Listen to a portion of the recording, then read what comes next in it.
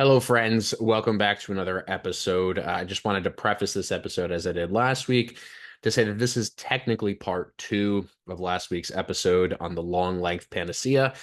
So if you haven't listened to last week's episode, I highly recommend that you go back to that one first. I think that would be episode 54. This is episode 55. In episode 54, we talk a lot about long leg training specifically, but in this one, we kind of allude to some of the topics we discussed, but more specifically, we talk about strength, what strength is and isn't in relationship to bodybuilding and powerlifting, other topics like the sauna. So I hope you enjoy this episode. And again, I'd recommend listening to part one if you haven't. But if you want to just start here, look at the timestamp, see what you're interested in, that's okay too. So I hope you enjoy, and I'll see you all next week. So one of the other things you mentioned or alluded to in that kind of varied approach in your intent is just the idea of strength. And you referred to it also in the conversation around like how you've changed some of the tricep stuff. I often hear that strength is looked at in a very oversimplified way. I think you and I should probably make a separate strength podcast where we just talk about all the different variables involved in strength and what it actually is, because I think that will be a much longer conversation. But have you heard the notion that like bodybuilders are like not that strong and that powerlifters are really strong? I don't know if you've heard that, Yeah, definitely. but I think it's Bodybuilders aren't as strong as they look. right. And I'm like, anyone who says that like clearly has not been around bodybuilders. And I Yeah, understand there are specific instances maybe where someone's really like overly mentally masturbating an exercise and they're raising like 5 pound dumbbells and they weigh like 280 pounds. But like, first of all, that's not something you really see very much, if at all. That's maybe an occasional viral clip that's filmed from 2 decades ago.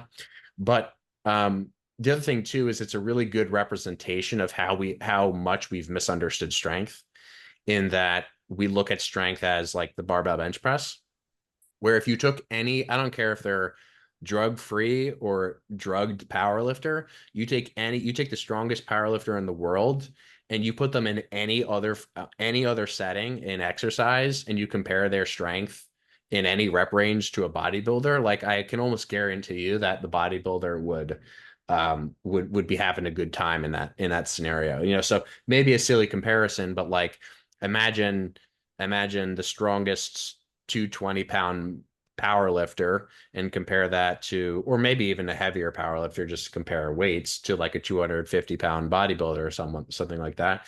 And just like put them on a hack squat or put them on a leg extension or put them on a curling machine or have them do lateral races, right? The way that we look at strength is so narrowly defined by these arbitrary constraints of like the barbell movements that we end up saying silly things like bodybuilders, at the extremes are not that strong and powerlifters, are much stronger. And so that's used to kind of make a point about skill and how important skill is. And, oh, it's neurological this, neurological that. When I think in 99.9 repeating percent of cases, it's more like how much muscle does this person have, and have they or have they not practiced this motion? Um, and to our other point about strength and rep ranges, strength is expressed through all rep ranges. So, even if we do take the power lifter, will that power lifter be able to press, X amount of their X percentage of their one rep max for 5 reps, 10 reps, 15 reps, 20 reps, relative to a bodybuilder? Like, I mean, you see, for example, like if you look at older videos of Jay Cutler, he's, incline pressing 405 for sets of like 10, 15, 20 reps. I don't know if I've ever seen a power lifter do something like that. So, not exactly me making any specific point other than that. I think this notion that bodybuilders are, they have these show muscles. I don't think there's a such thing as like a showy muscle. It's like a bigger muscle is just a bigger muscle. It's going to have a higher capacity to produce force. And I think that that is one example of many that we could use to illustrate how oversimplified our understanding of strength actually is. Um, And like I said, I think if any one of these people who are is making claims about bodybuilders being weak, I think if any of them trained with bodybuilders or just actually looked at what bodybuilders were doing and how strong they were, they would tend to think otherwise. Um, any comments on that? Yeah, I mean, there are definitely some like niche cases where there have been bodybuilders that are just super gifted and never really expressed their strength particularly well in a training setting, where maybe somebody has like is enhanced, they have 23-inch arms, and you've never seen them curl more than like a 25-pound dumbbell. There are certainly plenty of historical examples of people who are just outliers to that degree. And also when you're looking at like enhanced versus natural, like sometimes as like a strong natural kid, who's like 18 to 25 years old or whatever, you go and train with like enhanced guys, and it's not uncommon to be able to like move the same amount of load that they can move. Like I've seen even myself, like growing up when I trained naturally for 15 plus years, and like I trained with some pros during that time, like I go down to Gold's Gym Venice or whatever, and if we were doing I mean just about any exercise, like again that like expression of strength or the appearance of strength in terms of how you're controlling the weight, the different leverages that you have versus someone else. A lot of times I could create the same appearance of strength as guys that were much more muscular than I was, even if their body weights weren't super high, but they just had the appearance of way more muscle. So there's that too. It's like there's muscle mass, let's say like getting in a DEXA machine and just measuring total lean body mass versus the appearance of muscle mass. So there's like strength, there's the appearance of strength, there's also the appearance of muscle mass. And a lot of people appear to have really big muscles that don't necessarily have so much more lean body mass than the next. Hmm. So would a good example of that be like, let's say someone was very genetically gifted with like muscle belly shape, insertion site that could contribute to an appearance of muscle, whereas someone who was maybe actually had more lean mass on their frame wouldn't appear as big or as muscular just because of their anatomy and their specific muscle architectures. Yeah, like obviously from a body composition standpoint, bodybuilders on average are going to be leaner than powerlifters, but also just the muscle architecture and the overall shape of the physique is pretty different. So if you could have a lean, 220-pound bodybuilder and a lean 220-pound powerlifter at very high levels, and they might just have very different looking physiques. Even when you see like Half Thor diet down or Eddie Hall diet down, it's not really like, I mean, they're large people and they probably have more lean body mass than any pro bodybuilder. Mm. But it's not, doesn't look particularly impressive. It's a very just like flat sort of appearance to it. So there's that consideration also. Sometimes you see people that have really the appearance of a ton of muscle uh, that don't necessarily have more lean body mass than the next person. And again, drugs play into it a lot. You can, uh, I think you can look at like a natural lifter and an enhanced lifter that are very similar in strength, or at least the like appearance of strength, and you can see a lot more muscle, in the enhanced lifter. Yeah, and I wonder how much like exercise technique and just intent plays a role in that to our earlier conversation about like if you took two people, one who looked much bigger than another, who appeared to have much more muscle mass than another, and let's say you did like a max effort force test into some kind of like dynamometer, like I would assume that would be a very different outcome or a very different display of that strength relative to if you tell two people to like really concentrate and focus on doing a curl, because Yeah. so many bodybuilders can use so much less load while their perception of effort and stimulus is very high. But I think if you were to actually put them in a really highly stable setting and just say, hey, just like pull this handle as hard as you possibly could, I think the outcomes there would, to the appearance of strength conversation, be very, very different. Yeah, a lot of times as you get stronger, you just need to find new ways to be able to survive that output. So I think in a lot of ways, like the appearance of strength when I was, natural and 18 years old and trying to move as much weight as possible is higher than the appearance of strength on many things I do now. Right. You know, you could grab 200-pound dumbbells and row and bench press with those things, but like I don't do that shit now. Hmm. Yeah, and I also think the appearance of strength, people also don't really care about how strong someone is on a machine. Even if they can max out the machine, put a pin in there, put weights on there, there's just no sense of like how heavy something actually is until you're there and you're trying to do the same thing or something remotely similar. But to your point, you also see a lot of bodybuilders now who are lifting extremely light loads on even on machines. Because you and I, for example, will like be using a similar machine and we'll see someone else using a similar model, and it will kind of be like, well, I don't know how that's happening, given the physical visual and the outcome of that person, but it still seems to be something that just gets overridden by you know pharmacology and genetics and all those things together. Things that they're doing in training. A lot of times people have, even top level bodybuilders have the same mentality of like, well, this is a light exercise and this is a heavy exercise. Like I don't, they don't train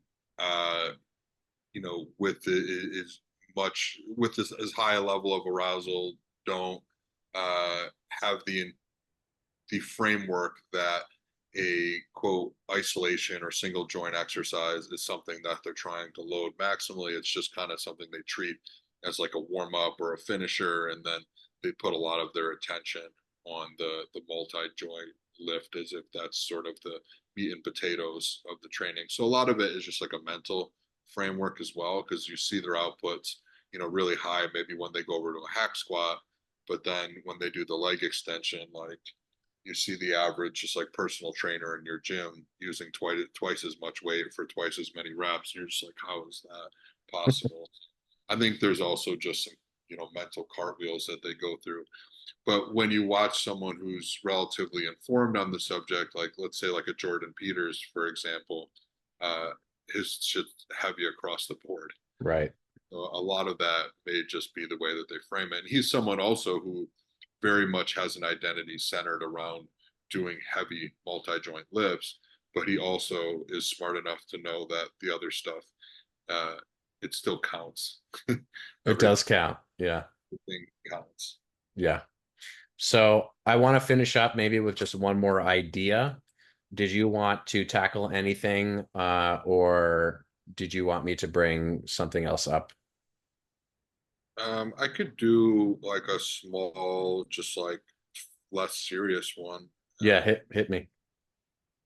Um, because I am in the sauna before I come here. I do my cardio and sauna in the morning before we hop on, which is why I've titled this in my own notepad, Hot Takes from the Sauna. Right.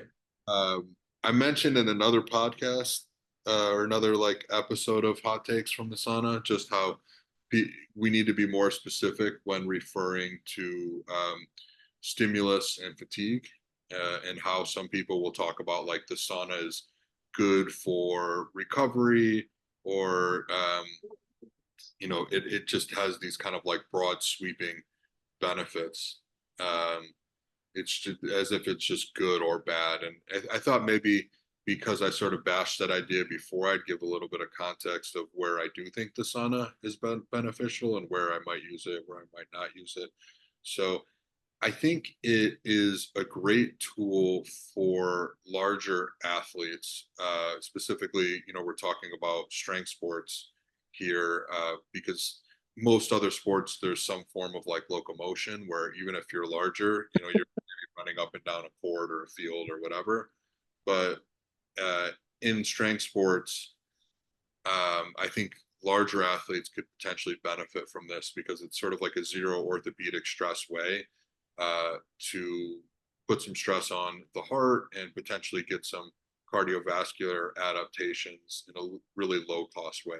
I kind of look at it as like the short biased form of cardio, just Nice. like a smaller pebble, right? Yeah. So you're not gonna. I'm pretty certain that it's not going to be as beneficial per like unit of volume as just doing traditional cardio, but in certain situations, it may also come with less downsides.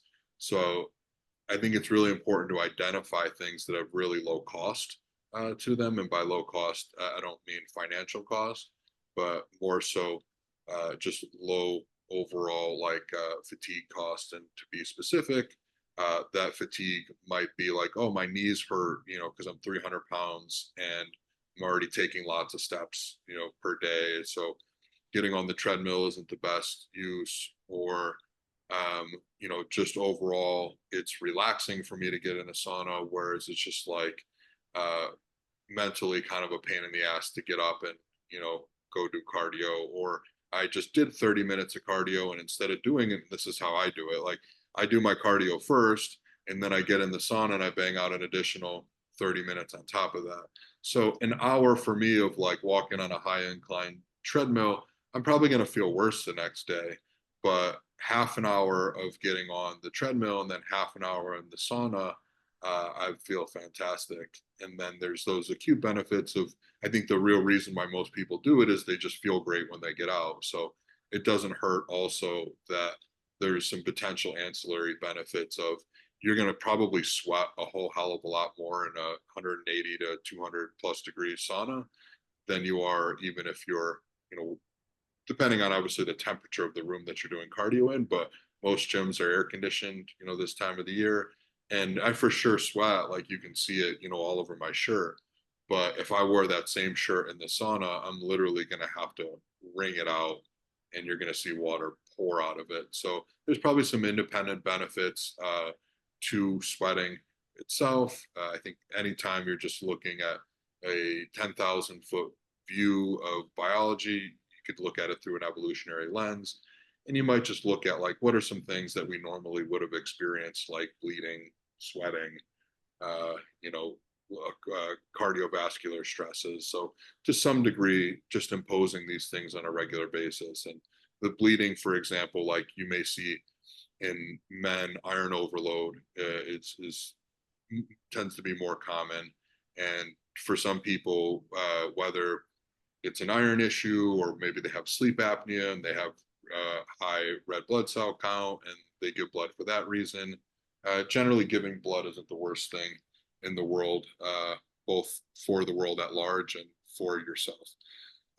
But separate topic. But anyway, just as a tool for just a small sort of adjunct benefit to cardiovascular health, and probably some side benefits in regards to maybe what you get out of the heat stress specifically, what you get out of the sweating specifically. There might be some little like side benefits there that don't hurt.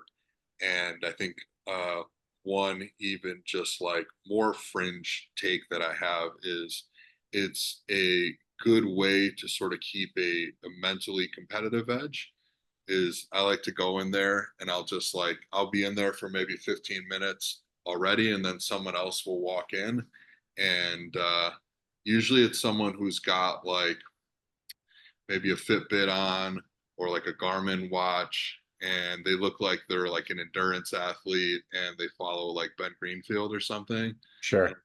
like, all right, I'm not leaving until this guy leaves. And you have no idea, like you can't see the clock. You don't know when this person plans on leaving. So it really, outside of just like some rare example, this person's not going to stay more than like an additional 15 to 30 minutes anyway. So outside of any just like someone coming in with a medical condition, like if you have a medical condition, you're probably going to be able to survive, 40, 30, 45 minutes in the sauna total. It's really going to suck, but you're not going to die. Mhm. But it's going to be really freaking uncomfortable if you have to stay in there for 30, 40 minutes and you have no idea when this other person is going to leave. So it's really like a you versus you kind of thing, even though you're framing it off of just sort of a random person coming in that you can't control. I feel like bodybuilding is a lot of that, where you're just going through a high level of discomfort that you have to sit with, and you don't really know who's showing up, and you're just sort of battling with this, internal discomfort, and for no real good reason in terms of like financial gain, but just simply knowing that you're willing to to go through this level of discomfort, and that you can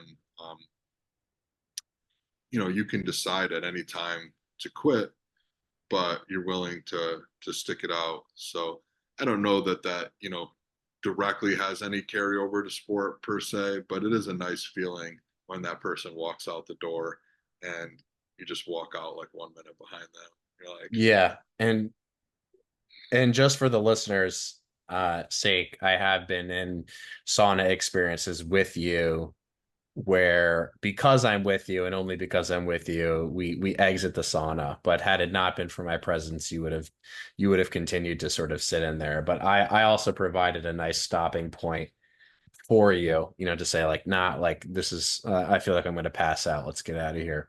The I'll finish up with just a comparison that you kind of brought to mind in discussing the sauna and how you sort of categorize the sauna relative to traditional cardio. Following along with that, I think that the sauna is to more traditional cardio in that sort of smaller rock, bigger rock comparison, as mobility training is to lifting, in that, let's say someone wants to like really stretch out their rec fem, they could get down on their couch and do a couch stretch and feel a lot of relief from doing that, and potentially like short-term benefit from doing that. But you could technically do that same thing in a lifting context. Like you could do a split squat where you're really like overloading the back leg, you're achieving the same position, you're providing a lot of stimulus in that position, but just inherently there's a lot more to juggle there. Like there's a lot more potential risk trying to put yourself in that position that you're not super comfortable in normally, loading that position, figuring out how to make it stable, dealing with the forces on the knee relative to what you're used to, the forces on the hip and the pelvic tilting relative to what you're used to. So in a sense, like I think that is where I make a case in favor of doing the mobility stuff, which is, if there are positions that you want to get more comfortable in, that you're not super confident in being able to load and figuring out like, how do I set this up so that I can actually make it a resistance training exercise? I think it's probably better to do the stretching and the mobility compared to not ever doing it at all, or not training that position at all to begin with.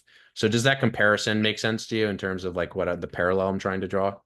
yeah, they're both like passive forms in a sense too, where you're just sitting there and it's sort of being imposed on you. Whereas Yeah, the cardio example and the lifting example, it's a bit more active participation.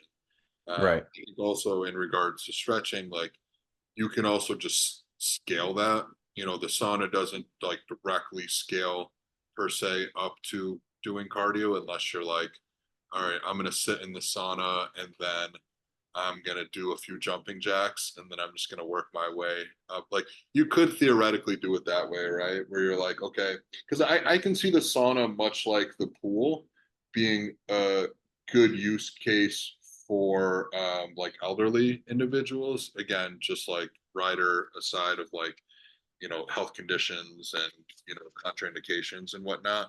But, a lot of elderly people will use the pool. And to be fair, you see a lot of elderly people in the sauna as well. I see a lot of old wrinkly balls when I go in there. So, but they're two really like, quote, low impact ways, to get a cardiovascular stimulus.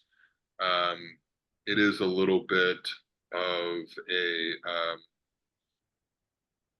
I don't want to say dangerous, but like it is a little bit, it can bite you in the ass, in the sense that like the thing that allows your heart to get a stimulus is typically your muscles to be able to create enough demand.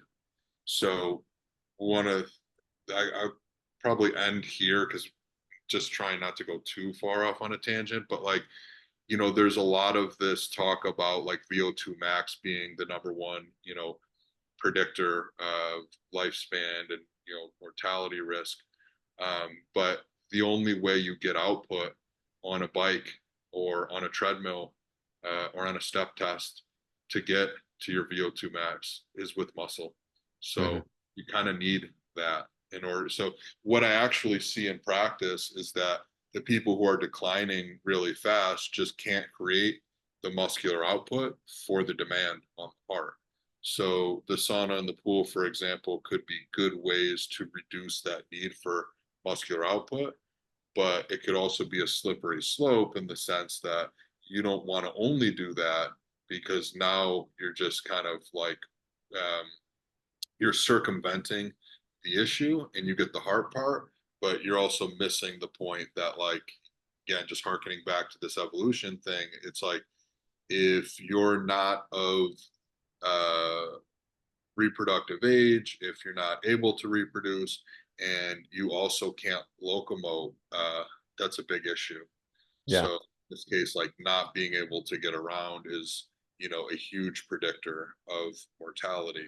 But as an adjunct, the example I was giving is okay, maybe in the sauna, it's like that's the only thing you can do at first, or the pool is the only thing you can do at first, but start to scale that. It's like maybe you need very little activity in the sauna to start to get your heart rate up. And this is just a theoretical. I'm not saying people should actually do this, but you could build up to, yeah, it doesn't take much output in the sauna to get my heart rate up. And eventually I can do more and more until I can start doing outside the sauna. Again, not saying actually do that. Maybe the pool is a better way for people to do that in practice. But in the stretching example, it could be like, yeah, technically it's a stretch at first, but then it's an isometric. You actually push into something from that position. And now is it resistance training or is it stretching? Because now it's the same thing. You're just doing a lengthened isometric, and there is research specifically looking at, say, length isometrics versus shortened isometrics, and we see some of the same things in that research as we do in the concentric and eccentric training. Um, but you will get specifically you will get specific adaptations to doing isometrics at that joint angle, and you can gradually just make that into a resistance training exercise. And now they're really just one and the same. Yeah. I'm really glad you took it there because I was going to mention that. And I think that connects well with a conversation we had a couple weeks ago about how the idea of static stretching and resistance training are ultimately very similar in that we can just sort of look at them as different points along a spectrum of how we create tension and how we sort of have to deal with that tension. And so the parallel there is to the sauna is just kind of there's the spectrum of cardio, but there are differences in quality where, in some instances, there are, maybe we have the heart rate benefit in one or both instances. But to your point earlier, there may be other benefits to actually Well, yeah, moving that you don't in get this in the sauna. specific example, the heart rate goes up, but the stroke volume doesn't go up. So it's just like you get one half of that equation, right? Because what in the example of the sauna, it's like you're trying to dissipate heat, and that causes an increase in heart rate as far as what's happening at the level of blood flow in the skin and whatnot. But when it comes to exercise where you're creating muscular contraction, you actually need to create more flow. Like you actually need to deliver blood to the muscles. So in that case, the stroke volume goes up as well, and that causes different adaptations. There's also local adaptations that are happening at the level of the muscles, like at the capillaries, and there's enzymes and all sorts of other shit going on. So it's similar with resistance training, where it's like, yeah, we can try to isolate this one variable or this one muscle or this one, specific mechanism, but ultimately we're dealing, with this complex like dynamic system, and it just kind of harkens back to what we said before. You just can't look at things as like completely binary black and white. And it lives along a continuum, and somewhere along that continuum there's actually a differentiation of stresses as well. It's not just one continuum, it's all these continuums happening at once, and we're just looking at sort of a final outcome, whether subjectively or objectively, much further down the line. Beautiful.